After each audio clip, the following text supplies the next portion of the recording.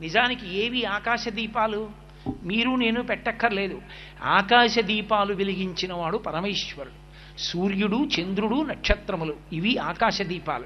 మరి కార్తీక మాస ప్రారంభం దేంతో మొదలు? ఆకాశ దీపంతో ప్రారంభం. ఆకాశ దీపం ఎక్కడ వెలిగిస్తారు? దేవాలయంలో వెలిగిస్తారు.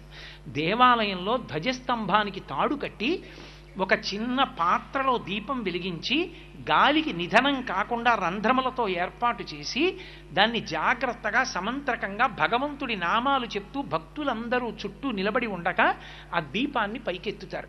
ఎవరి శక్తి కొలది వాళ్ళు కార్తీక మాసంలో ఆకాశ దీపాన్ని పైకెత్తడానికి చమురో ఒత్తులో ఏవో ఒకటి ఇస్తూ ఉంటారు. అది పైకెత్తుతారు. ఎందుకని? ఇప్పుడు ఆ దీపం ధ్వజస్తంభం మీద ఉండి అంతటా వెలుతురు చిమ్ముతుంది. ధ్వజస్తంభం మీదకి ఏదైనా లాగారు అంటే, పతాకాన్ని ఆరోహణం చేశారు అంటే ఈశ్వరుడికి ఉత్సవం అవుతోందని